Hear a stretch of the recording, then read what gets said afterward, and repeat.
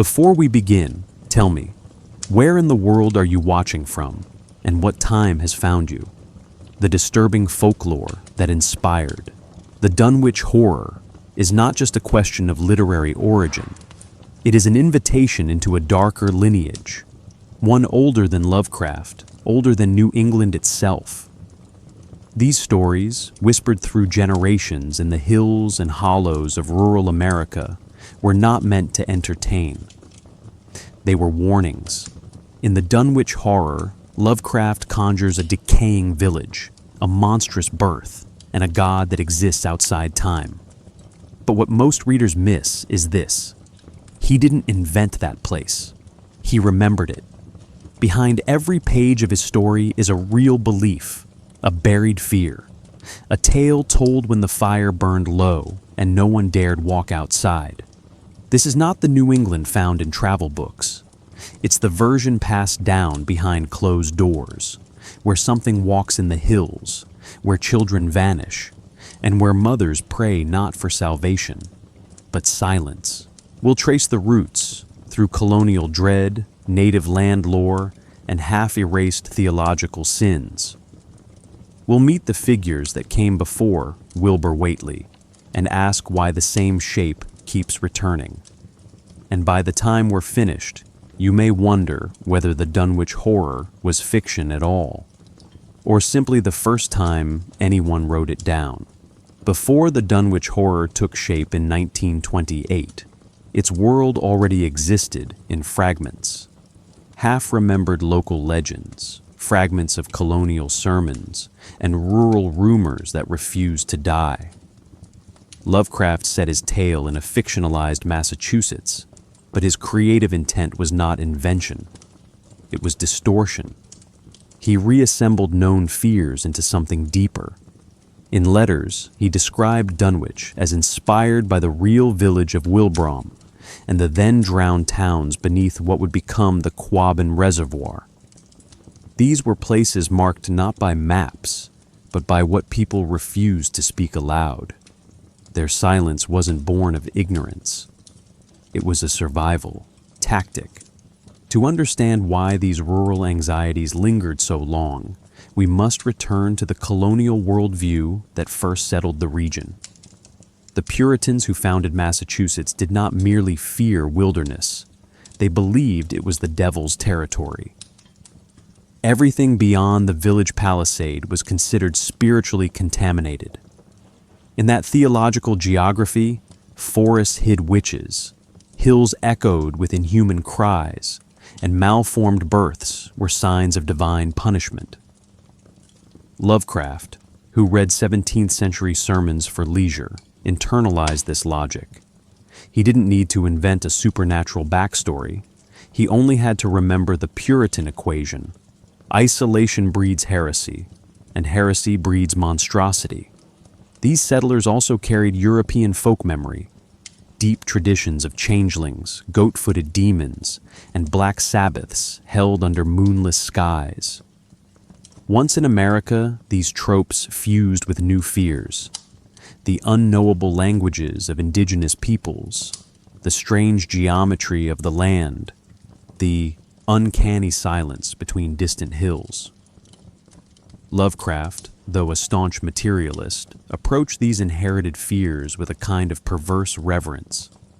He saw them not as falsehoods, but as distorted signals, shadows cast by an older, truer horror.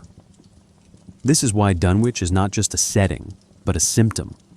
The land remembers, even when people try to forget. Even the name Dunwich carries buried weight. It echoes the real Dunwich in Suffolk, England, a coastal town swallowed by the sea over centuries. That original Dunwich is now a ruin, half forgotten beneath the waves, its churches pulled into darkness one by one. By choosing this name, Lovecraft anchored his fictional village to a real-world loss, not just of geography, but of memory. Names in the Dunwich Horror do not function as ordinary labels. Whately evokes what lay. Yog-Sothoth collapses grammar itself. These are not words meant to be understood. They are approximations of sounds that cannot be translated, only survived. Language in the story often mimics folk preaching, especially in the mouths of the Whateleys. Old Whateley speaks in a broken, King James-inflected dialect, equal parts rural sermon and occult liturgy. This linguistic texture serves a dual purpose. On one hand, it creates narrative authenticity. It sounds like something overheard in an isolated place. On the other, it subtly links Christian language to its own corruption. The prayers in Dunwich are not directed toward God. They are perversions of liturgy, aimed instead at something older. Consider this carefully. The power of the Dunwich Horror lies in its ability to make the sacred sound obscene without ever altering the structure of the prayer. Lovecraft's great trick was to imitate how real folklore functions. He embedded his fiction within pseudo-documents, newspaper articles, professor reports, town gossip, layering voices the way oral traditions evolve. This mimicry lends his horror a quality many readers miss: plausibility. We are not told the truth directly. We hear it echoed, filtered, misremembered. This narrative technique doesn't just mimic rural storytelling. It is rural storytelling in literary form. Lovecraft doesn't invent a myth.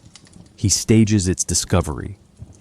The reader becomes complicit in assembling meaning from incomplete fragments, just as villagers once did around fires or in taverns when speaking of children born wrong or things glimpsed at dusk.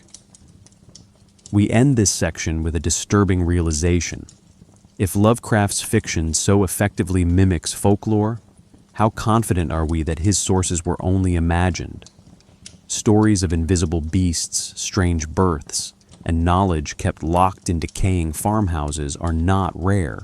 They predate him. They echo across cultures. The deeper question is not whether the Dunwich Horror was fiction, but whether it was the final form of older stories told under different names.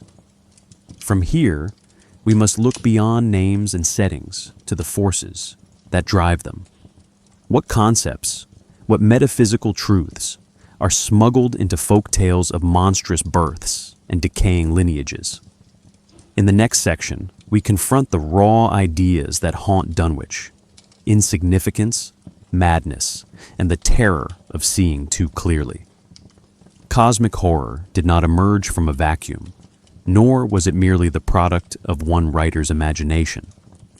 Its roots are tangled in far older systems of belief, many of them religious, many folkloric, all concerned with boundaries, between worlds, between minds, and between what should be known and what must remain hidden.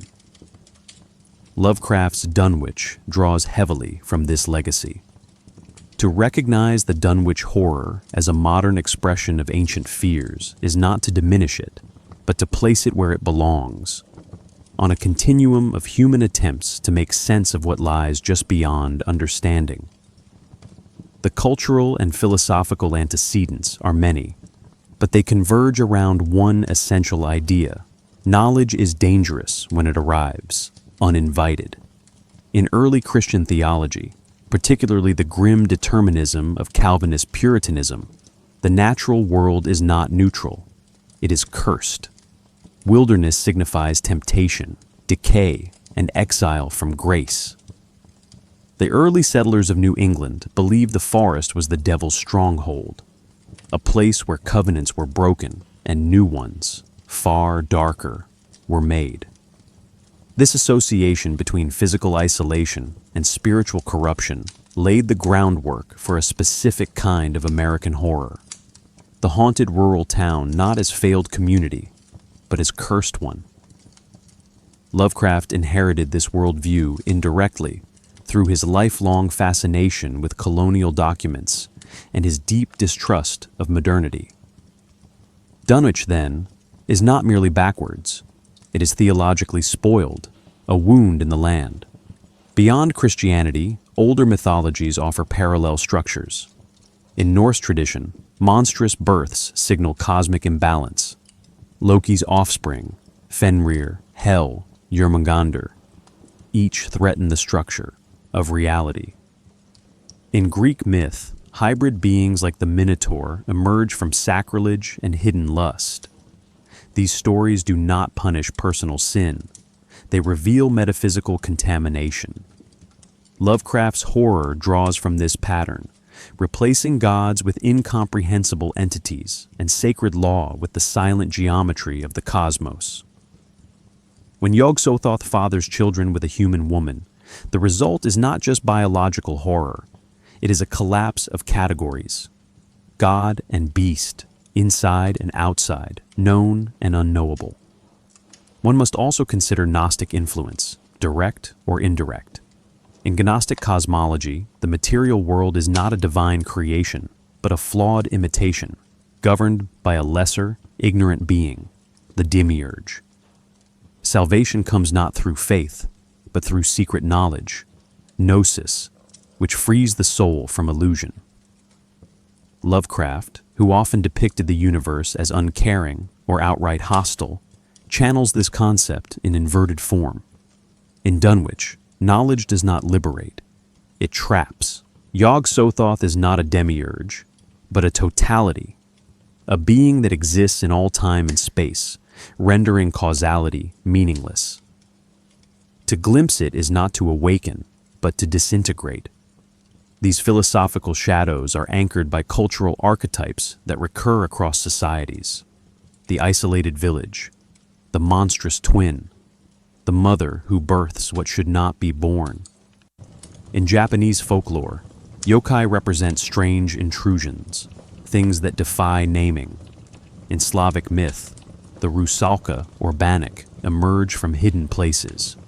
Water, bathhouses, spaces meant to be private, now violated. These motifs function as pressure valves, a society's attempt to manage what it cannot eliminate. Lovecraft's genius was infusing these motifs into one coherent literary universe, giving new language to old unease. His monsters are not foreign invaders. They are ancient archetypes under different masks.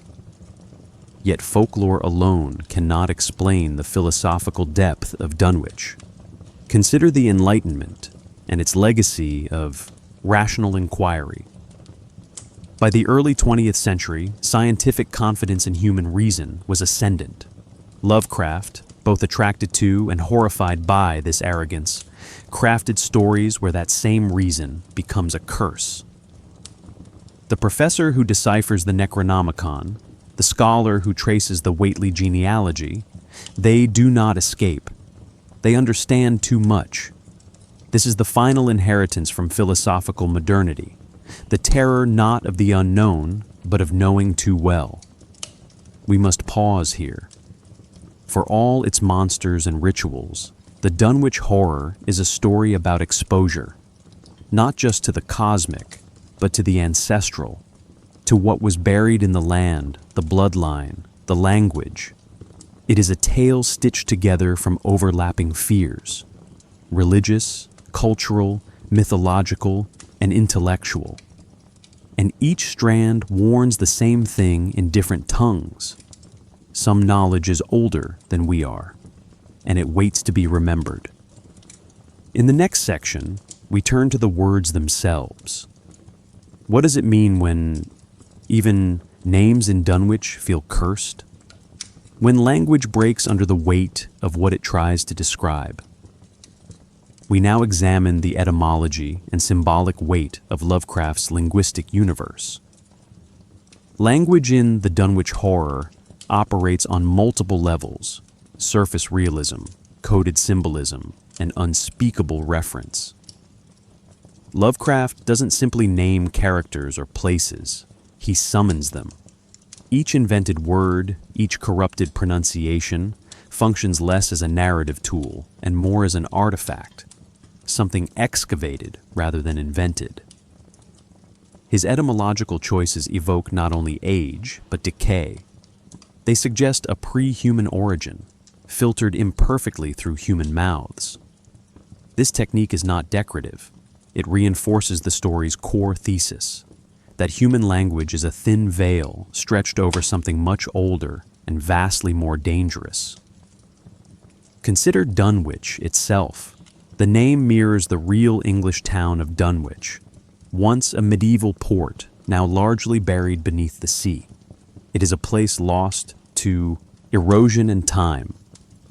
Lovecraft repurposes it to signify something similar, a community eroded not by water, but by knowledge.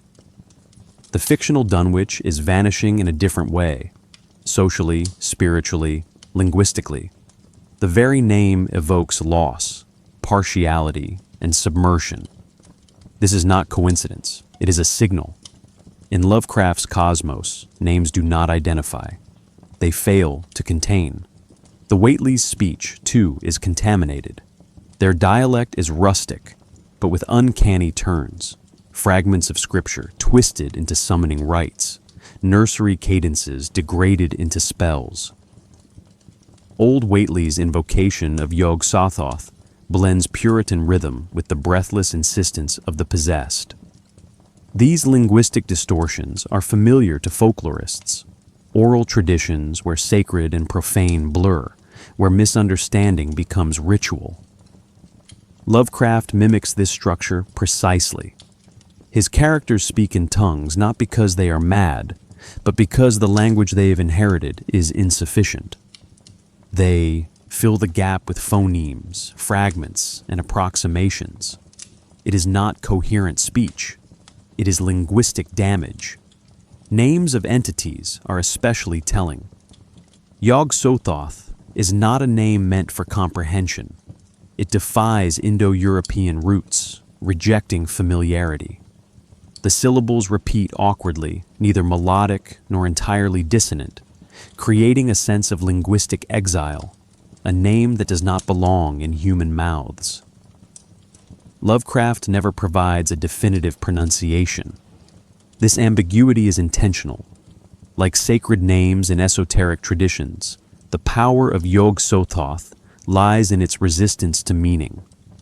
One can say it, but never fully grasp it.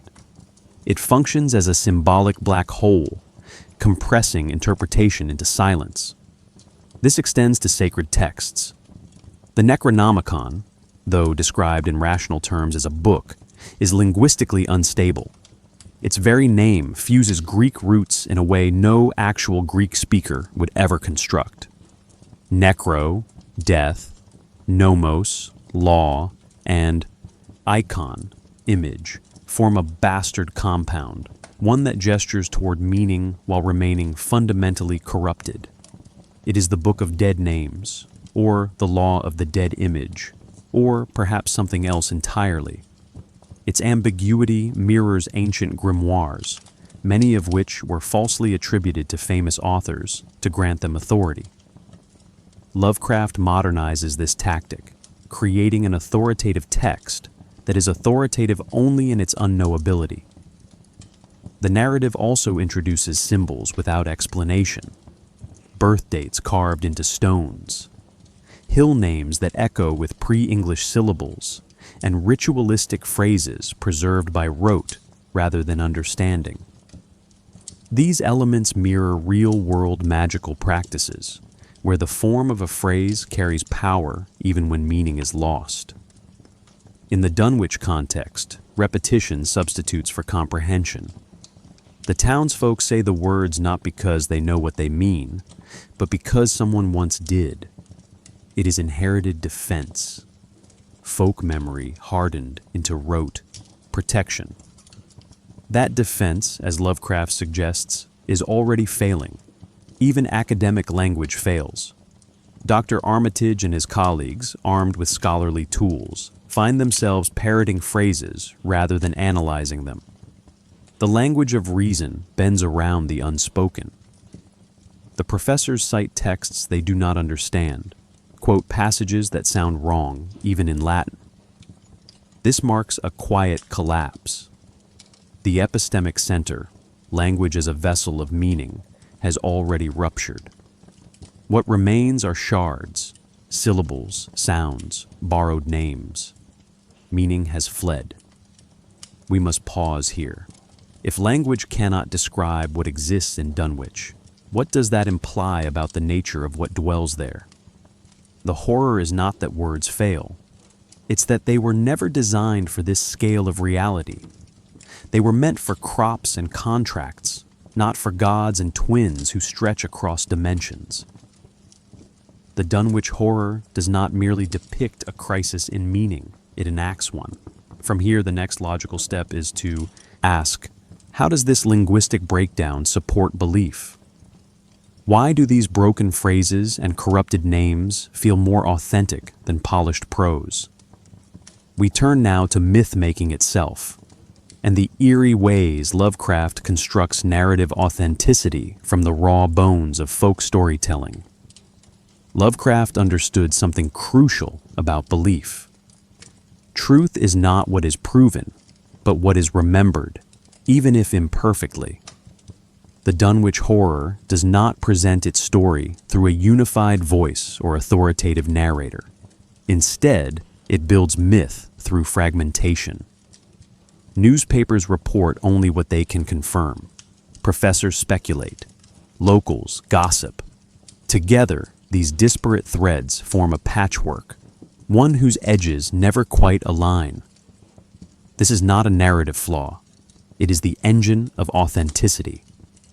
Lovecraft mimics how real myths persist, not through precision, but through accumulated distortion. He draws from folkloric structure deliberately.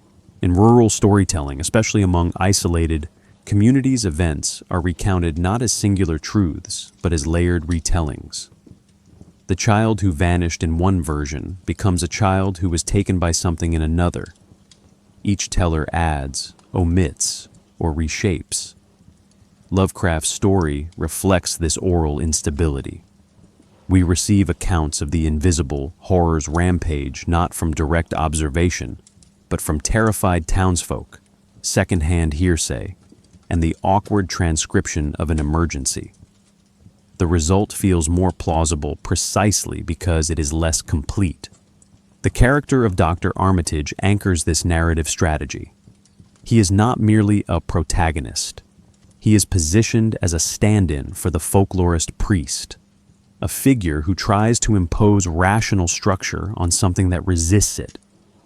His quotations, references, and scholarly digressions lend the story an academic sheen, but they also betray a deeper anxiety, that the professors are already too late. The horror is not coming. It is remembered. Armitage is documenting aftermath, not preventing apocalypse. His role aligns with real-world accounts of scholars trying to reconstruct pagan rituals from fragmentary evidence, always one step behind the original context, always translating ruins. Consider how Lovecraft layers his sources. We move from Miskatonic University records to newspaper clippings, to conversations in general stores, to sacred texts quoted in part. None offer a complete picture, but together they form a narrative that feels archaeologically solid, as if dug from cultural sediment rather than written anew. This technique mirrors the method of ethnographic myth collection. When folklorists attempt to reconstruct a vanished belief system, they gather half-remembered songs, misquoted prayers, inconsistent rituals.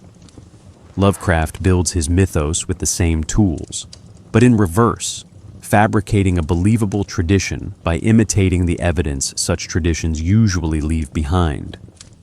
This method also taps into a psychological reflex. The more fragmented a story, the more believable it seems, especially when the fragments contradict one another slightly. Such contradictions imply multiple observers, conflicting memories, the passage of time. In horror, this lends texture. A monster described in perfect clarity becomes unreal. A monster glimpsed by 5 different people, each giving conflicting details, that's folklore. That's survival instinct trying to shape what the mind cannot grasp. Lovecraft's invisible twin, half seen, half heard, partially understood, is more terrifying because it refuses consistency. We must pause here. Lovecraft is not creating a mythology in the modern sense, defined, orderly, systemic. He is creating a mythic residue, a decayed structure that suggests belief systems without ever formalizing them. The rituals in Dunwich are described only partially. The theology of Yog-Sothoth is never outlined. This absence creates a strange kind of narrative authenticity. The gaps feel deliberate, like a culture that once had meaning, but has since been erased by fear, by time, or by trauma. The implications are unsettling. If Lovecraft can manufacture the appearance of folklore so convincingly, how many stories we assume to be genuine might also be constructed illusions? What distinguishes invented myth from inherited myth, if both function the same way in our minds? In Dunwich, the story behaves like something remembered, not imagined. That difference is subtle, but profound. Now that we've examined how Lovecraft's story takes on the form of authentic myth, we must look inward, to the ideas embedded within the myth itself. What is this story really about? Why are these themes, monstrous births, broken knowledge, invisible inheritance, so persistent across cultures? In the next section, we begin to unravel the nature of these terrors and why they continue to echo through time. At the center of the Dunwich Horror lies a set of philosophical concepts that quietly destabilize human confidence. These ideas are not shouted. They are implied, eroded into the landscape, stitched into speech, glimpsed through gaps in knowledge. The most enduring is insignificance, the idea that human beings are not only unimportant to the universe, but fundamentally mismatched with it. Lovecraft does not argue this directly. Instead, he lets the story whisper it through form. The professors try to understand what has happened. The villagers try to survive it. The land, indifferent, remains unchanged.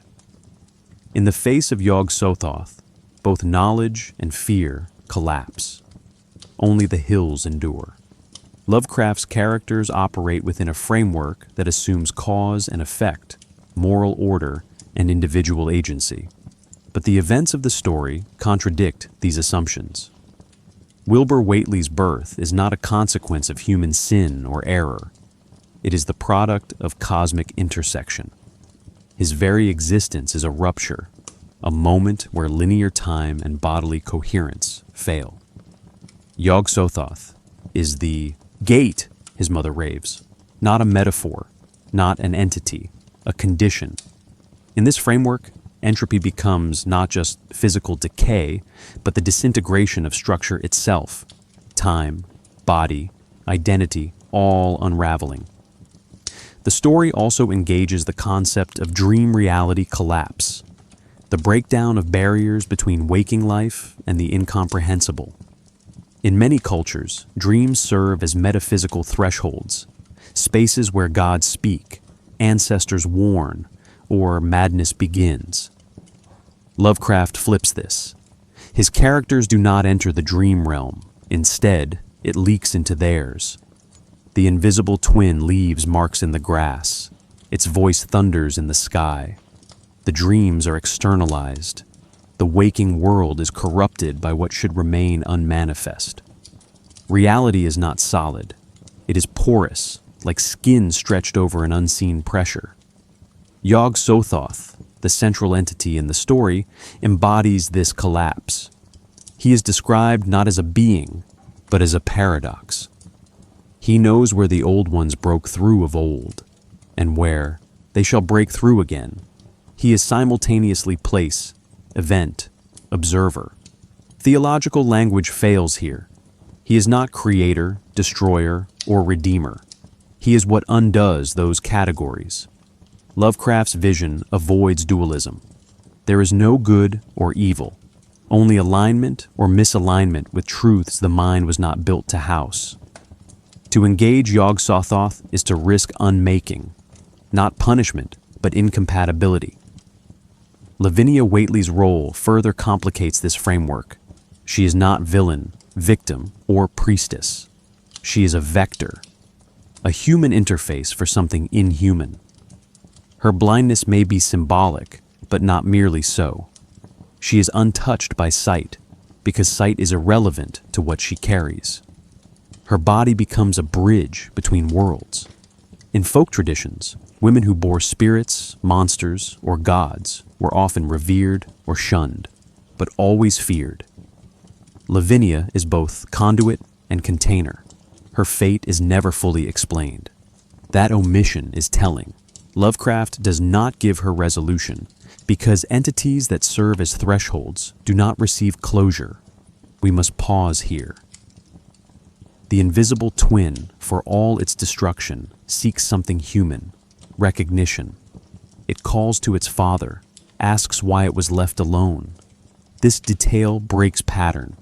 It introduces pathos within horror, not to soften it, but to deepen its cruelty. The creature feels its own incompleteness. It knows it was abandoned. This moment underscores the story's most disturbing idea. The universe may be indifferent, but some of its emanations are not. They suffer.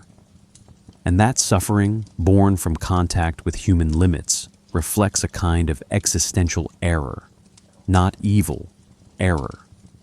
These philosophical themes, insignificance, entropy, and dream reality collapse, function together. They describe a world where meaning is unstable, knowledge is perilous, and reality is contingent. In this world, to ask too much is to rupture the membrane that protects the self.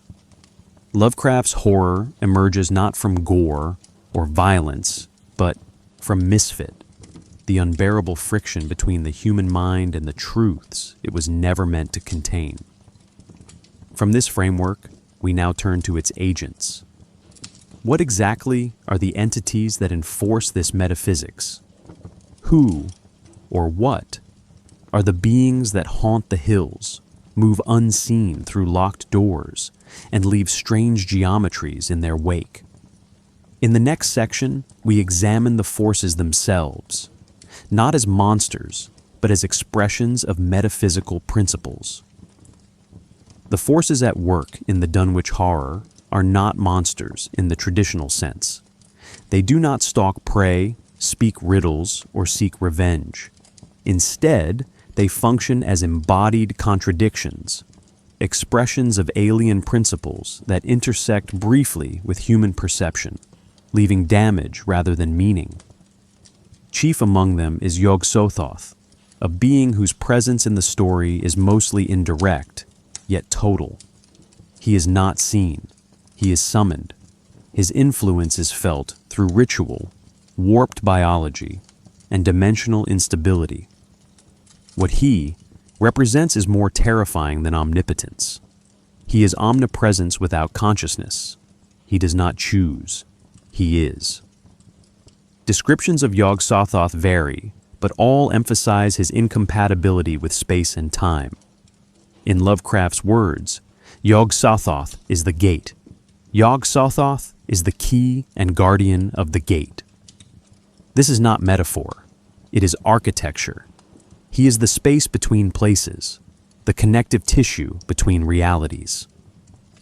Where other entities in Lovecraft's pantheon reflect madness or decay, Yog-Sothoth represents totality, a state of being that includes all time at once.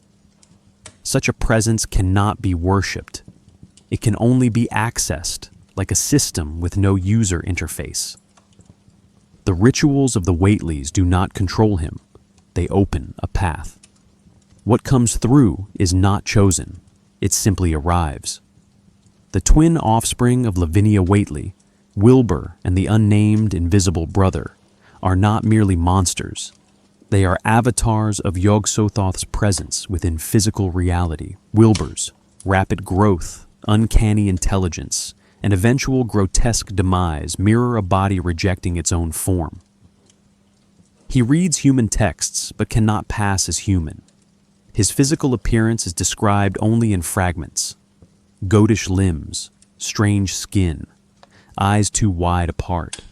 These features are not designed to shock. They are markers of an entity struggling to compress itself into the wrong geometry.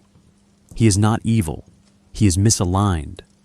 The invisible twin, larger, louder, and less contained, is even more disturbing. Its absence is palpable. It crushes trees, flattens buildings, leaves no visible trace of itself. In folklore, invisible beings often signify the presence of gods, spirits, or curses. Lovecraft amplifies this by stripping away motive. The twin seeks its father, cries out in confusion, and annihilates anything in its path. It is not a predator. It is a rupture. Its voice echoes across hills not to terrify, but because that is the only way it can exist within our world. Like a radio signal captured by the wrong device, it distorts its surroundings without intention. Lesser entities populate the margins.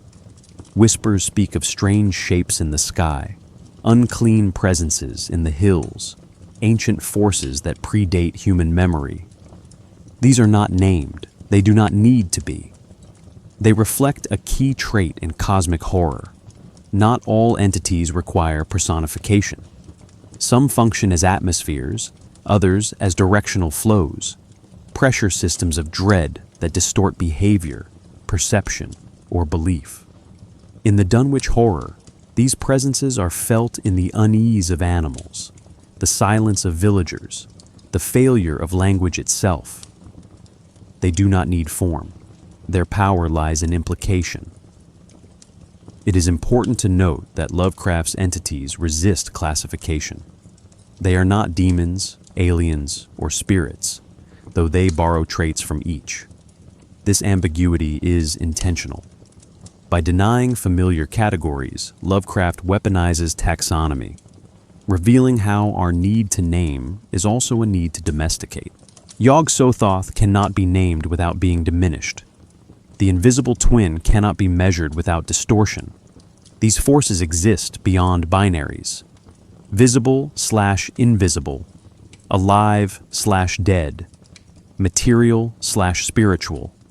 They intervene not in response to action, but through alignment, when conditions permit their arrival. We must pause here. If these entities are not malevolent, then why do they destroy? The answer lies in the nature of contact. Wilbur dies not because he is hunted, but because he is exposed. His body, already incompatible with reality, collapses when denied the protections of secrecy. The twin does not rampage, it erupts. This is the horror of ontological mismatch. The idea that some beings do not belong here, not due to sin or curse, but because their very existence destabilizes reality. The damage they cause is incidental. The horror is that it is unavoidable. As we move forward, we shift from entities to interactions. How do humans respond to these beings? What happens when belief, curiosity, or desperation leads people into contact with forces beyond their comprehension? In the next section, we examine the human psyche under pressure, not merely as victim, but as participant in the madness that unfolds. In the Dunwich Horror, madness is not a descent, it is an awakening. Human interaction with cosmic forces does not lead to delusion, but to a painful reorientation. The mind does not collapse because it fails. It collapses because it succeeds, because it briefly grasps a structure too large, too strange, and too indifferent to accommodate human scale. This is the philosophical heart of Lovecraftian madness. Not hallucination, but contact. Wilbur Whately is the first and most direct example. From birth, he exists in tension with his surroundings. He is raised to seek forbidden knowledge, not to rebel, but because it is his inheritance. His rapid aging and precocious intellect suggest not genius, but incompatibility. He learns too quickly, not because he is gifted, but because what he is meant to become is not human. When he seeks entry into Miskatonic University's library, his motive is clear: to recover a version of the Necronomicon that contains rituals lost or withheld. His failure is inevitable. His death is not the result of moral punishment. It is a collapse of containment. The knowledge he carries can no longer be housed in flesh. The townspeople of Dunwich represent a different interaction with madness. They do not seek the truth. They try to forget it. Their fear is generational, encoded in speech, superstition, and avoidance. They don't go near the Whately's farm. They don't speak Lavinia's name if they can help it. This isn't ignorance. It's cultural memory in defense mode. Their madness is of a quieter kind, not personal psychosis, but communal dread. Like many rural folk traditions, their worldview protects them through vagueness. They believe something's wrong up in the hills, and that belief, imprecise as it is, keeps them alive. Madness, in this story, is proportional to curiosity. The more one seeks to understand, the more one is exposed. Dr. Armitage and his colleagues walk this razor's edge. As scholars, they represent rational inquiry, but their tools, linguistics, history, theology, fail under pressure. They decipher texts, identify rituals, and recognize signs, but at no point do they comprehend the scale of what they're facing. Their sanity holds not because they succeed, but because they remain usefully deluded. They interpret Yog-Sothoth through a theistic lens, impose moral structure on cosmic indifference, and act accordingly. Their actions resolve the crisis, but the resolution is temporary. Understanding was never achieved, only containment. Consider the function of madness in other cosmic horror narratives. In The Call of Cthulhu, the protagonist learns the truth by assembling documents, each fragment a crack in his epistemic defenses. In The Whisperer, in darkness, knowledge comes through letters, tapes, and eventually a grotesque imitation of communication. Lovecraft repeatedly stages madness not as internal failure, but as the side effect of successful interpretation. In the Dunwich Horror, this pattern continues. Madness is not the punishment for forbidden knowledge, it is the price. We must pause here. What does this suggest about human cognition? Lovecraft implies that the mind is not designed for universal truths. It evolved for survival, for local coherence, for stories about gods that look like men. When confronted with realities that defy structure, entities without bodies, rituals without gods, births without parents, it fractures. Not because it is weak, but because it is limited by design. In this view, madness is not a malfunction. It is a warning system, an epistemic firewall activated by exposure to truths too large to assimilate. The most unsettling implication is this: the mad may be more accurate than the sane. Lavinia Whately, ranting about Yog-Sothoth in her dilapidated farmhouse, is not delusional. She is aligned. Her mind has bent to accommodate the shape of something unspeakable, and in doing so, it has left behind all the structures, moral, linguistic, social, that define sanity. She is not irrational. She is post-rational. In the next section, we confront the core of this collapse. What is the nature of the knowledge that causes such psychic ruin? Why does it tempt, even as it destroys? We turn now to the final and most dangerous layer of Lovecraft's horror: forbidden knowledge, its allure, its architecture, and the irreversible consequences of opening the wrong book. In the Dunwich Horror, knowledge is never neutral. It tempts, distorts, and ultimately undoes. The most dangerous truths in Lovecraft's universe are not hidden. They are simply misfiled. They lie in ancient books, in whispered genealogies, in the hills themselves. Their danger lies not in secrecy, but in misinterpretation. Forbidden knowledge does not hide, it waits, and those who discover it do so not by accident, but by asking the wrong questions at the right time.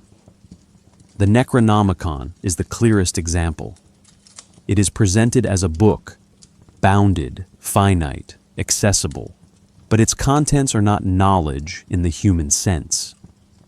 They are instructions, invocations, fragments of cosmology that cannot be comprehended without consequence. Wilbur Whateley's desire to read its complete version is not an intellectual quest. It is a biological imperative. His body, half human and half Yog-Sothothian, requires ritual correction. The knowledge he seeks is anatomical, ontological, necessary. That it shatters him is not proof of hubris. It is proof that even the truth you're made from can kill you. This raises an unsettling concept: epistemic collapse, the breakdown of a system of knowledge upon contact with a superior or incompatible one. In the Dunwich Horror, language fails, scholarship fails, and even ritual fails to impose structure. Once the Whateleys open the gate, no framework, scientific, theological, or folkloric, can fully account for what emerges. This collapse is not just narrative, it is structural. The story is filled with gaps, untranslated chants, unnamed locations, inconsistent timelines. These are not oversights. They mimic the effects of a system that has ceased to cohere. The reader, like the characters, is left to assemble meaning from incomplete shards. Importantly, this knowledge does not reside solely in books. It is also passed through bloodlines. Lavinia Whateley's role is not merely symbolic. Her womb becomes a vessel for transmission, biological data encoded with cosmic error. In this framing, the most forbidden knowledge is not what one reads, but what one inherits. The idea of corrupted lineage, so central to folk horror, is reconfigured here as metaphysical inheritance. Wilbur and his twin are born not from sin, but from alignment. Their bodies literal intersections of human matter and non-human purpose. They are living secrets, and their existence is the proof that some knowledge cannot be housed in words. It must be born. The danger, then, is not in seeking knowledge. It is in housing it incorrectly. Lovecraft scholars remain sane only because they misunderstand. Armitage does not grasp Yog-Sothoth. He reduces him to theological metaphors. This misinterpretation, ironically, protects him. Those who understand too well, Wilbur, Lavinia, the twin, are destroyed. Not punished, not judged, but erased by incompatibility. Knowledge, in this framework, is less like a light and more like a radiation. To hold it too long is to be changed. To survive it, one must fail to absorb it. We must pause here. This inversion of enlightenment is central to cosmic horror. In traditional narratives, knowledge brings liberation. In Lovecraft, it brings destabilization. This is not a rejection of reason, but a recognition of its limits. When reason reaches its edge, when it tries to contain what it was never designed to handle, it folds inward. This is the moment of epistemic collapse, when knowing becomes indistinguishable from disintegration. And yet, despite this danger, characters continue to pursue the truth. Why?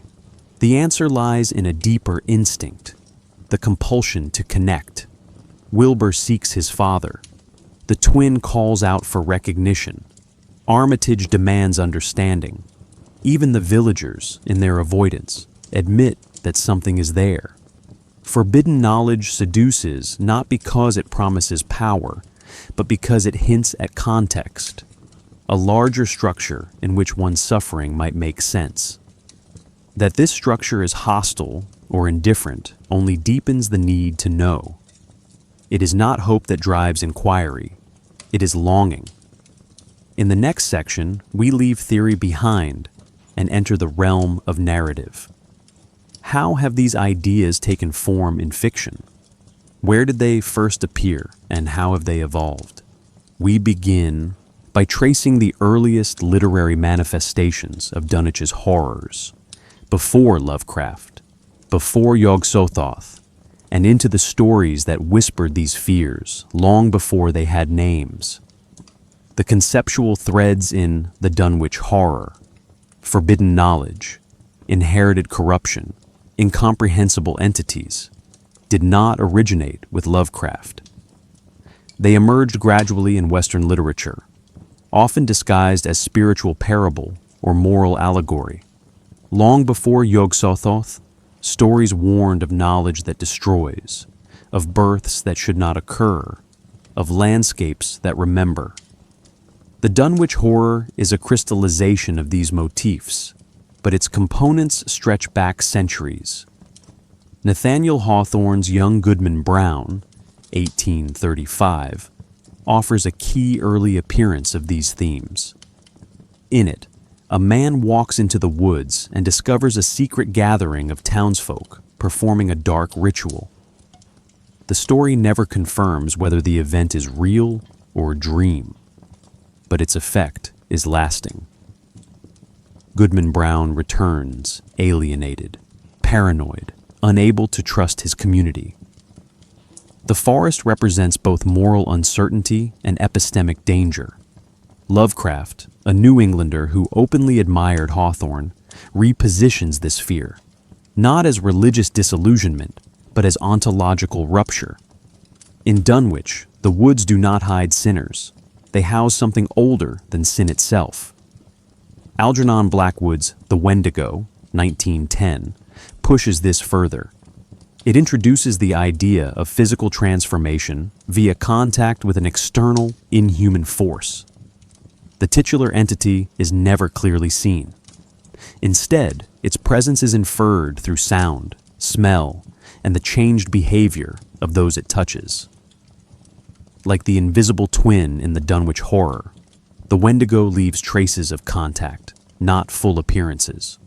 The horror lies in what is not shown. This narrative strategy, suggestion over revelation, deeply influenced Lovecraft's own depiction of unseen entities whose presence warps both body and environment. The White People by Arthur Machen. Written in Inhuman, 1899, published 1904, presents the most direct philosophical precursor. The story, structured as a recovered diary, explores the inner thoughts of a girl initiated into unknown rites. Her innocence contrasts with the disturbing rituals she describes, rituals whose logic remains opaque. Lovecraft praised this work for its ability to evoke cosmic dread without exposition. Machen's influence appears in the way the Dunwich Horror withholds detail. The twins' rituals, Wilbur's anatomy, even the final banishment, all are described incompletely, filtered through limited narrators. This preserves mystery and aligns with the core principle of cosmic horror. Explanation is disempowerment. Within Lovecraft's own stories, the Dunwich Horror stands apart as a narrative of confrontation. Unlike the Call of Cthulhu or the Color Out of Space, which end in ambiguous retreat or contamination, Dunwich ends with partial containment. Dr. Armitage successfully uses ritual to dispel the twin. This deviation has led some to call the story more pulp than philosophical, but that framing misses its point. The containment is temporary. The twins' cries, "Father, Father," linger. The land remains cursed. The resolution is not victory. It is stalling. And in that stalling, Lovecraft affirms his most disturbing claim, that some horrors can be delayed, but never ended. later writers expanded on these themes, often codifying what Lovecraft left ambiguous. August Derleth, Lovecraft's literary executor, attempted to organize the mythos into a system of elemental gods, air, fire, earth, water, with good and evil forces. His version of Yog-Sothoth was no longer a paradox, but a positive force opposing evil entities like Nyarlathotep. This reframing simplifies the horror, turning cosmic ambiguity into cosmic dualism. Lovecraft resisted such structures. His horror gains power precisely because it lacks sides, goals, or clarity. Derleth's interpretations, while influential, reduce the story's epistemic vertigo to a manageable theology. Contemporary writers have revived and deepened Lovecraft's more ambiguous legacy. Thomas Ligotti, for instance, focuses on philosophical horror, stories where consciousness itself is the mistake.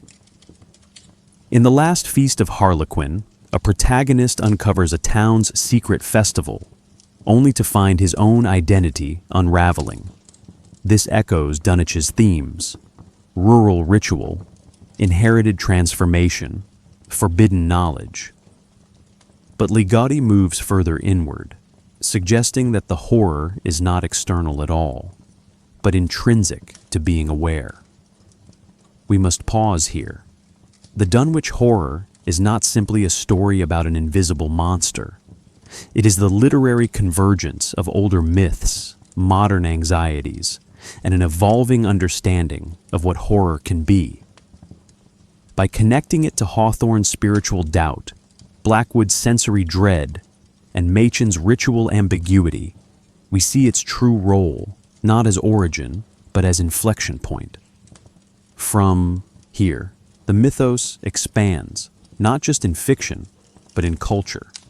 In the next section, we examine how other voices, collaborators, successors, and subversives, rewrote, reclaimed, or resisted the Dunwich legacy.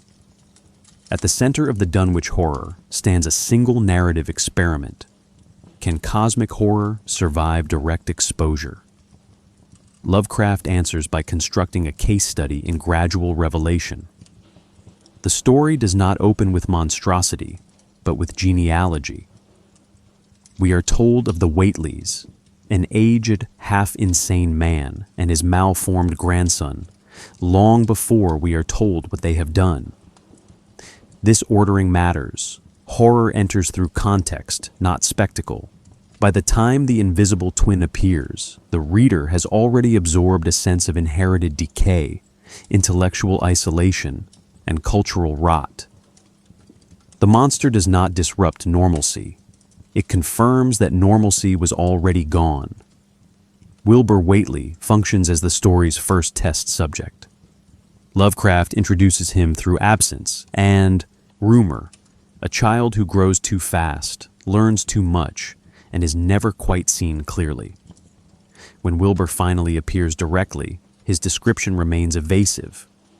The narrator notes goatish features, odd proportions, and a voice that does not fit his age. These details are incomplete by design. Lovecraft refuses anatomical clarity because Wilbur is not meant to be visualized as a creature. He is a failed interface, a being attempting to mediate between human form and something that cannot be embodied. His death in the university library is revealing. Exposed to dogs and scholars alike, his body collapses. Knowledge and visibility are lethal. The farmhouse atop Sentinel Hill is the story's symbolic core. It is not merely a setting, but a gestational space. Sounds issue from its upper rooms. Boards strain. Doors are locked, not to keep others out, but to keep something in. In folklore, the isolated house often conceals taboo knowledge, witchcraft, forbidden births, hidden rituals. Lovecraft intensifies this by turning the house into a biological container.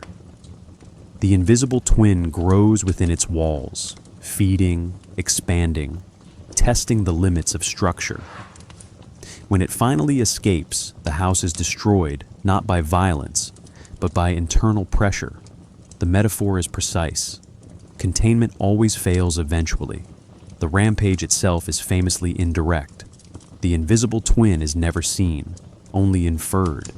Trees bend, barns collapse. A terrified farmer describes a great thing like a house walking. This phrasing is critical. The creature is understood through analogy, not description. It exceeds known categories, so the mind reaches for the nearest approximation. This mirrors eyewitness accounts in real folklore and disaster reports, where language fails under stress. Lovecraft uses this technique to preserve cosmic scale. The creature is not horrifying because it kills livestock. It is horrifying because it cannot be perceived without distortion. One of the story's most unsettling moments arrives during the final confrontation, when Dr. Armitage uses a powder to make the creature partially visible. What he sees does not inspire triumph. It inspires pity.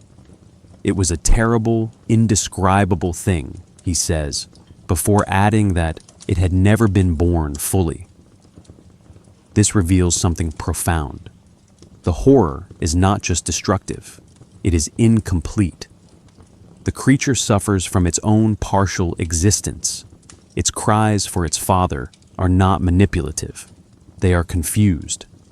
In this moment, Lovecraft introduces a rare element: sympathy without consolation. The universe is indifferent, but its emanations can still feel loss. Armitage's ritual succeeds, but only technically. The entity is banished, not destroyed. More importantly, Armitage understands what he has done and what he has not done. He admits that the old ones were, are, and shall be, and that humanity's role is temporary. This admission reframes the entire narrative. The story is not about victory over the unknown. It is about temporary alignment, a moment where knowledge, ritual, and timing briefly intersect to prevent catastrophe. Nothing is resolved. The hills remain. The knowledge remains. The gate remains. We must pause here. The Dunwich Horror is often remembered for its invisible monster, but its lasting power lies elsewhere. It is a story about exposure, biological, epistemic, and cultural. It demonstrates how cosmic horror operates most effectively when filtered through familiar structures: family, education, land ownership, inheritance. Lovecraft does not invent a new fear. He reveals the instability already present in old ones. From this case study, the pattern becomes clear. The Dunwich narrative is not isolated within Lovecraft's work.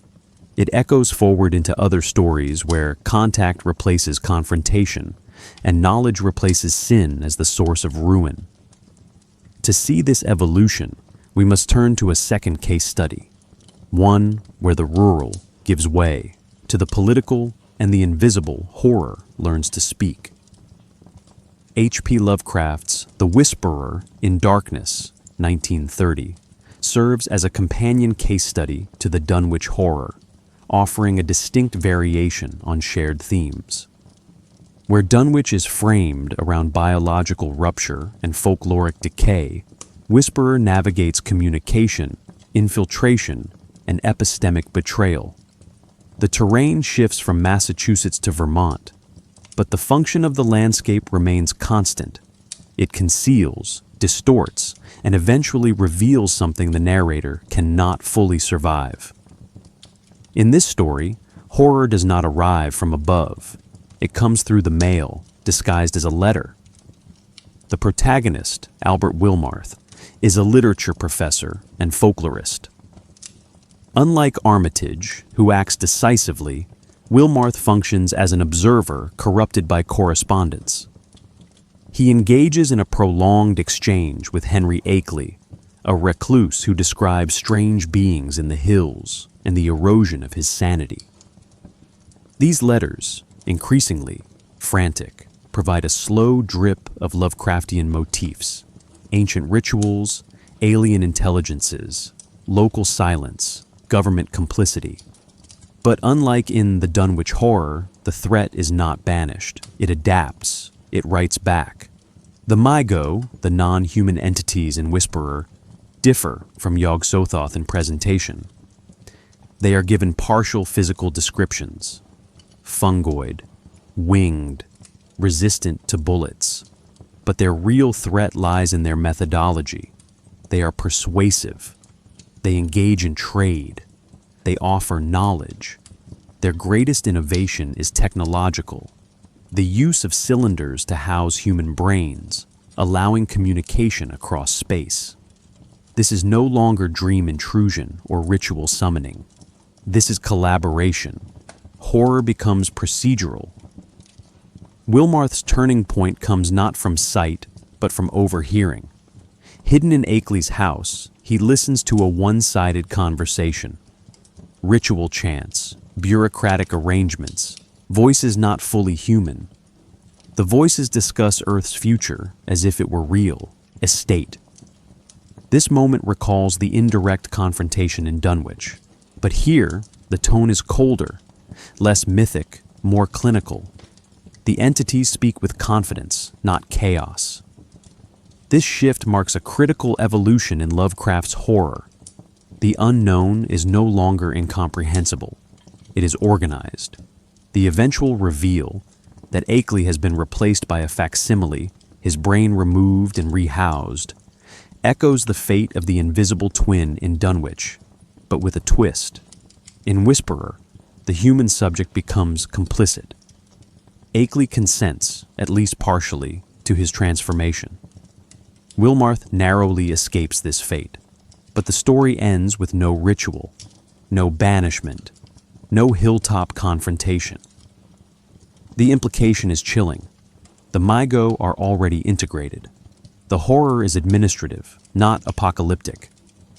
This story complicates the role of madness. Wilmarth does not descend into it. He simply withdraws. His last line suggests not trauma, but resigned fear. He will never publish what he knows. He will never speak of it again. His silence is strategic, not hysterical. This subtle ending aligns with Lovecraft's evolving technique, moving from explosive climaxes toward epistemic paralysis. Wilmarth understands, and so he quiets himself. We must pause here. The Whisperer in Darkness refines the architecture built in the Dunwich Horror. Where the latter reveals horror through inheritance and rupture, the former presents it as invitation and transaction. The landscape remains haunted, but the horror now arrives through systems of trust, the postal service, friendship, reasoned debate. Lovecraft's genius lies in showing how each new structure we build to keep the unknown out can itself be colonized. In our final literary subsection, we turn to the aftershocks, how Lovecraft's collaborators and successors expanded, distorted, or diluted these foundations. What happens when others pick up the mythos and attempt to finish a story that was never meant to end? After Lovecraft's death in 1937, the open-ended nature of his mythos invited expansion, but also distortion. His correspondence and literary heirs attempted to catalog what was meant to remain fragmented, to assign purpose to entities that were constructed around purposelessness. Nowhere is this clearer than in the work of August Derleth, who sought to systematize Lovecraft's cosmos. Derleth reframed the mythos through a theological lens. Cosmic forces were divided into good and evil.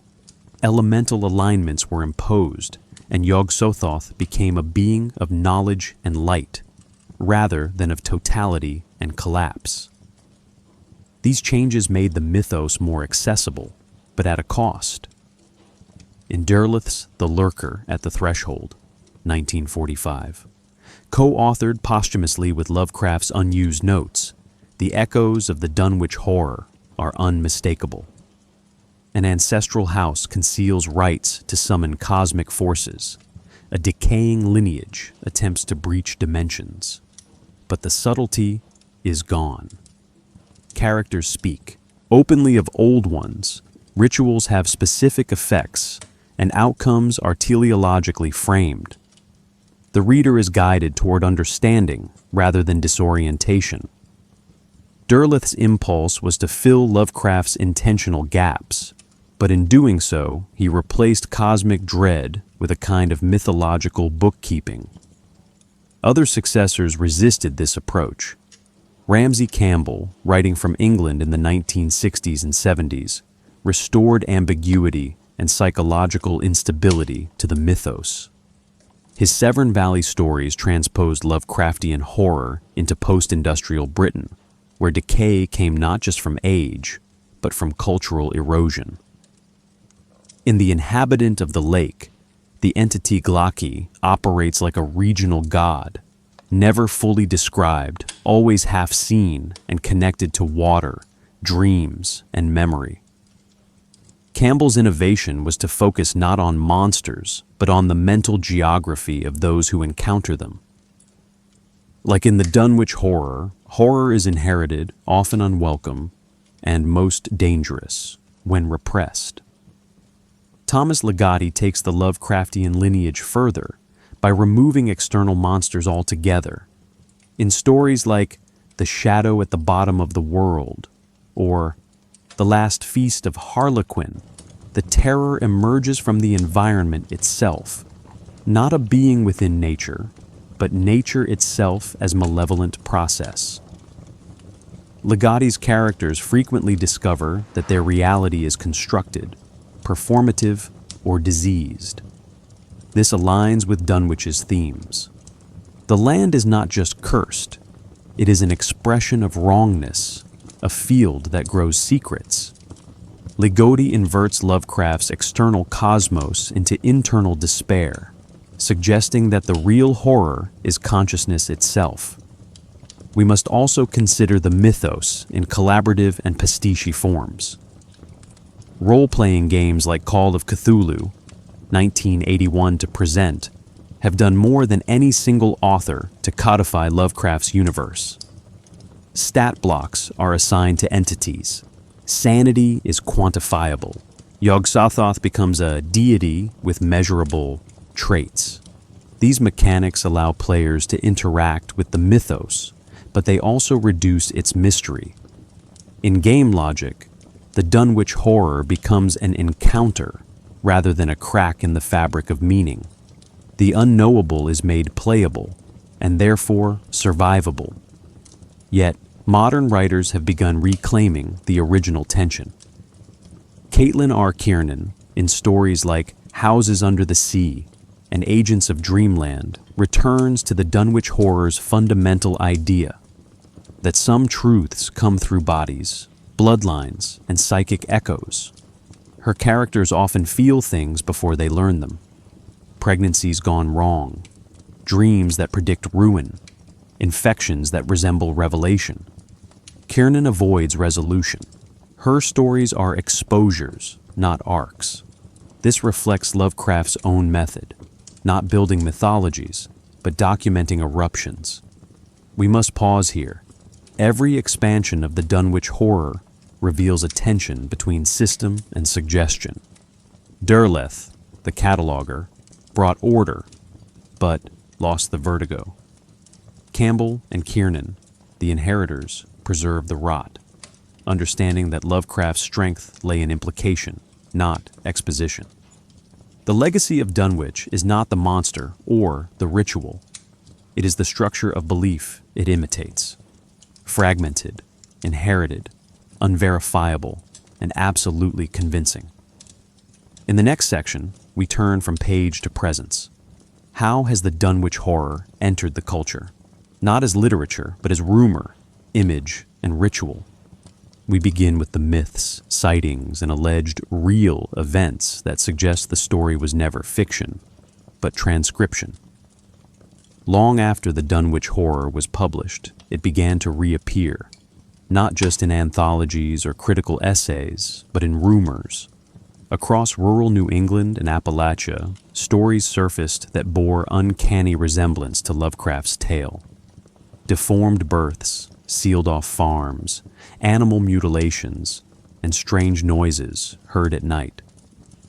In central Massachusetts, reports of the Dunwich Scream circulated among amateur paranormal forums in the early 2000s, describing a guttural, echoing cry across hills with no identifiable source. None of these accounts cite Lovecraft directly. Instead, they echo his story unconsciously.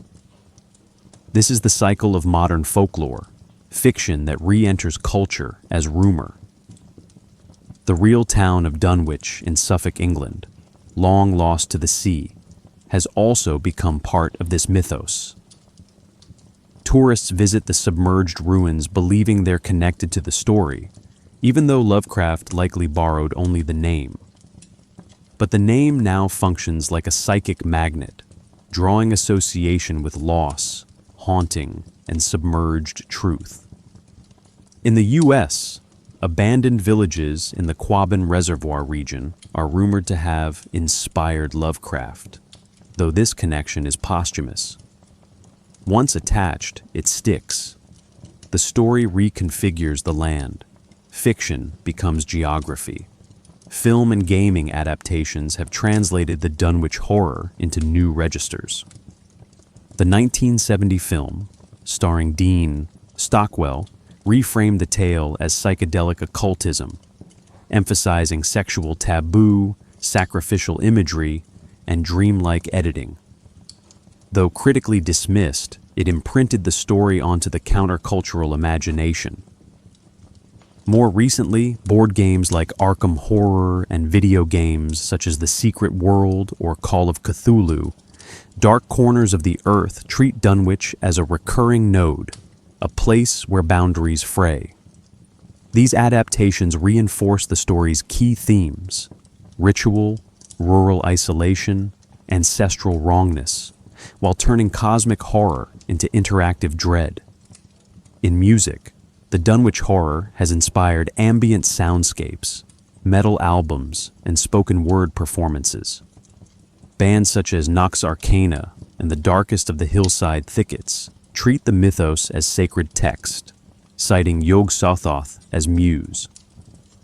In underground music scenes, Lovecraft is often less a literary influence than a mythic presence. His entities are invoked as symbols of mental rupture, alienation, and post-industrial decay. This is not fandom. It is ritual through rhythm, a way to inhabit the story emotionally rather than narratively. Academia has also absorbed the Dunwich myth into disciplines far removed from horror. Religious studies scholars examine Lovecraft's mythos as emergent theology, asking how belief systems can form around fiction that denies belief. Anthropologists read the Dunwich Horror alongside colonial encounter narratives, noting parallels in cultural othering, hidden geographies, and corrupted bloodlines. Even cognitive scientists cite Lovecraft in discussions of cognitive dissonance, how the brain processes contradictions that cannot be resolved.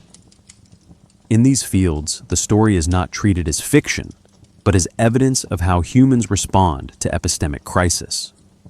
Subcultures, too, have adapted the Dunwich model. Online forums like Reddit's r/NoSleep or ARG communities often stage horror as pseudo-documentary, found files, intercepted broadcasts, rural legends. Many of these borrow the Dunwich Horror structure: a slow encroachment, a hidden family, an unraveling voice. These stories succeed not by shocking the reader, but by suggesting that the line between fiction and recollection has already been crossed. The effect mirrors folklore itself, a story that returns in altered form, recognizable but never traceable. We must pause here. The endurance of the Dunwich Horror is not merely literary. It survives because it speaks to universal patterns: fear of inherited guilt, anxiety about isolation, the horror of seeing too much. It functions like all strong folklore, not because it explains the world, but because it reminds us how little of it is explainable.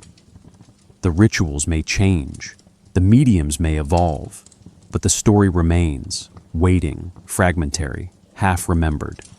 In the final analysis, Dunwich is not a place on a map. It is a psychic location, a structure we return to when language fails, when knowledge wounds, when silence feels like protection. And perhaps that is the story's most disturbing truth. Not that it was written, but that it was remembered. The Dunwich Horror has bled far beyond the page, shaping how cosmic horror is visualized, sounded, and interacted with in modern media. Yet its adaptations reveal something deeper than homage. They expose how culture repeatedly returns to the same core anxieties: the rural unknown, the collapse of perception, and the dread of inherited corruption. Each medium reshapes the horror, but the structure persists. The 1970 film adaptation, directed by Daniel Haller, transforms Lovecraft's subtle implications into overt spectacle. Dean Stockwell's portrayal of Wilbur Whateley leans into occult eroticism, ritualized seduction, and psychedelic visuals. Where the original story implied cosmic violation through lineage, the film externalizes it through technicolor incantations and bodily contact.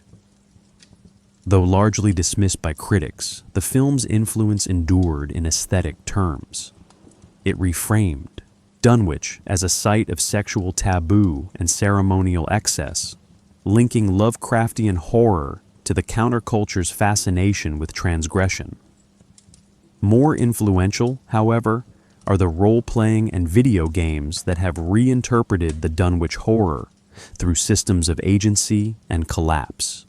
The Call of Cthulhu tabletop RPG, first published in 1981, reimagines Lovecraft's world as one where players investigate cosmic horror, but never overcome it. Sanity becomes a game mechanic, quantifying the erosion of the self. In modules directly referencing Dunwich, players encounter ruined farmhouses, strange rituals, and unseen forces that can only be delayed. This mirrors the original story's themes: knowledge as damage, containment as illusion, truth as an incurable wound. Video games further this shift by making horror interactive. In Call of Cthulhu, Dark Corners of the Earth, 2005, players descend into decaying towns filled with cults, locked attics, and hidden bloodlines, imagery directly lifted from the Dunwich Horror. The game offers weapons but punishes their use. The real threat is not combat, but comprehension. The player's mind fractures as clues accumulate. Hallucinations intrude, controls distort. This is not simply adaptation. It is embodied anxiety, where the player is forced to feel the collapse Lovecraft's characters only describe.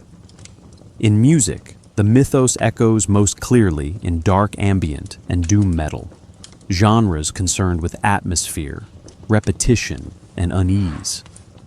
Albums like Necronomicon by Nox Arcana or The Shadow Out of Time by Theologian borrow not just names, but structure. Long, slow-building tracks that simulate ritual, tension, and arrival. These compositions do not progress traditionally. They circle, mimic incantations, collapse into static. Like the invisible twins' cries from the hilltop, they suggest presence without revealing form. Film has seen subtler appropriations. The Blair Witch Project, 1999, though not explicitly Lovecraftian, uses similar architecture: a decaying rural zone, fragmented testimony, an unseen force that rearranges perception.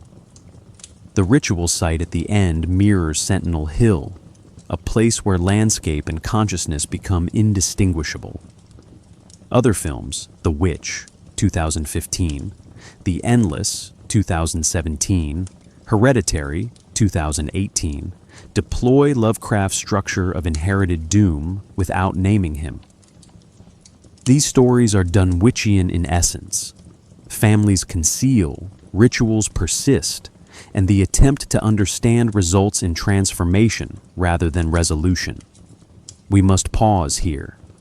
The persistence of the Dunwich Horror across media is not just a sign of its influence, it's a sign of its flexibility. The core narrative, something wrong in the land, something worse in the blood, something unspeakable in the sky, can be transposed without being diminished. It is not the form that matters. It is the structure of dread, slow discovery, partial understanding, and final futility. Adaptations do not always clarify the horror. Sometimes they obscure it, but that too is faithful. The Dunwich Horror was never a story of revelation. It was a story of layered misunderstanding, passed through different voices, filtered through half-belief. That so many creators continue to echo it, knowingly or not, suggests that the themes it carried were not Lovecraft's invention. They were already there, waiting like a ruined farmhouse on a hill no one visits after dark. In the next section, we explore how these echoes have moved beyond media, into subcultures, academic frameworks, and evolving mythologies. When fiction acts like folklore, who decides what is real? As the Dunwich Horror seeped into media and rumor, it also rooted itself in spaces where stories are not merely consumed, but ritually reinterpreted. Subcultures, spiritual movements, and academic disciplines have each absorbed Lovecraft's mythos, not as literature, but as symbolic infrastructure. In these contexts, the story no longer functions as fiction. It behaves like a cultural fossil, studied, reanimated, repurposed. Within occult and esoteric circles, Lovecraft's entities have become part of active belief systems. In chaos magic and postmodern ritual practice, Yog-Sothoth is invoked not as a god, but as a symbol of total connectivity and forbidden access. Practitioners treat names like Azathoth and Shub-Niggurath as tools, archetypal keys to altered consciousness. This shift reframes the Dunwich Horror as sacred text. Wilbur Whateley's rituals are not condemned, but replicated, stripped of context, and repurposed for transformation. These practitioners often acknowledge the fictional origin and argue that this enhances rather than undermines the power. For them, belief is a mechanism, not a conclusion. In academic circles, the Dunwich Horror has been mined across disciplines. Religious studies scholars examine the story as an example of emergent theology. A myth, system invented whole cloth, yet capable of organizing worldview and ethics. Anthropologists track how Lovecraft's mythos functions like folklore, reproducing itself across cultures through memes, oral retellings, and adaptation. Literary theorists use Dunwich to explore epistemic boundaries. What happens when narrative itself collapses under the weight of the unknowable? These interpretations do not require belief. They require recognition that the Dunwich Horror behaves like something remembered rather than imagined. Online communities treat the mythos as communal puzzle. Wikis, forums, and collaborative fiction sites build timelines, cross-reference stories, and debate the taxonomy of entities. In these spaces, the Dunwich Horror is not a static text, but a living archive. The Whateley's genealogy is mapped like real family history. Sentinel Hill becomes a GPS point. Users fabricate fake documents, eyewitness reports, even supposed recent sightings in western Massachusetts. This is not roleplay. It is participatory myth-making, a digital echo of how real folklore once spread by tavern, by firelight, by letter. Fashion and art subcultures have also incorporated Lovecraft's aesthetic. In streetwear, zines, and gallery installations, The Dunwich narrative emerges not through storytelling, but through texture, decayed landscapes, occult diagrams, mutated anatomy. These works do not retell the story, they reference its residue. The farmhouse becomes a shape, the twin a silhouette, the scream a waveform. The horror is flattened, stylized, re-encoded, and yet, even in this abstraction, the core remains. The sense that something unspeakable was half heard, half seen, and never explained. We must pause here. When fiction generates ritual, when symbol becomes practice, when commentary becomes participation, what has the story become? It no longer belongs to Lovecraft. It no longer even belongs to literature. The Dunwich Horror has entered the same phase as ancient myths, layered, disputed, fragmented, reused. Its power lies not in what it says, but in what it enables others to say. In the final subsection, we turn inward. Why do these ideas persist? Why do we keep returning to invisible children, impossible rituals, and books that no one should read? The answers, if they exist, are not literary. They are psychological and perhaps more disturbing than the stories themselves. What remains when the rituals fade, the stories end, and the entities vanish back into the hills? The Dunwich Horror leaves behind not a conclusion, but a psychological residue, a set of unresolved ideas that echo long after the plot is forgotten. At its core, the story offers no clear villain, no stable meaning, no lasting resolution. What it leaves us with is implication, and that implication lingers. One enduring idea is that some truths are structurally unlivable, not because they're too complex, but because they don't belong inside a human mind. This is the true cost of contact in Lovecraft's universe, not madness in the theatrical sense, but epistemic dissonance. The Dunwich Horror dramatizes this through Wilbur, whose need to know literally exceeds his body's capacity.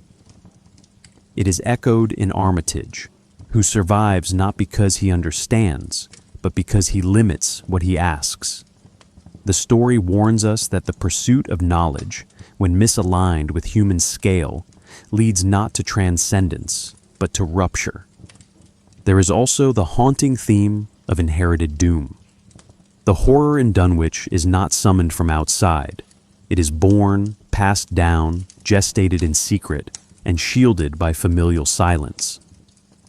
This connects to deep psychological fears, of family secrets, of inherited guilt, of the body as a carrier of things we didn't choose. Lovecraft externalizes this with cosmic flair, but the emotional core remains painfully human. What if what you are is already the problem? Even more disturbing is the story's silence on motive. The twin doesn't want to conquer. It wants acknowledgement. It cries out for its father, not as a threat, but as a child. This single, pitiful plea, "Father, Father," disrupts the narrative. It transforms the monster into something closer, a reflection, a voice just slightly misaligned. If even the alien can desire recognition, what does that make us? The horror is not that the other exists, it's that it feels. Philosophically, the Dunwich Horror points toward a universe where the human perspective is not central, but peripheral. In such a world, moral structures break down. Rational inquiry becomes insufficient. Identity becomes porous. Lovecraft doesn't insist on nihilism, but he removes the scaffolding that keeps it at bay. The result is a sustained unease. If there is no moral order, no cosmic plan, no true safety, what do we stand on? This is why the story persists. Not because of Yog-Sothoth, not because of monsters or rituals, but because it dramatizes a kind of psychic exposure we all recognize. The realization that reality may not be built for us, that the people we trust, our families, our scholars, our neighbors, may be protecting us not from harm, but from knowledge, and that the mind's greatest danger isn't what it can't grasp, but what it almost can. We must pause here, at the edge. The Dunwich Horror is over. The hill is quiet. The twin is gone.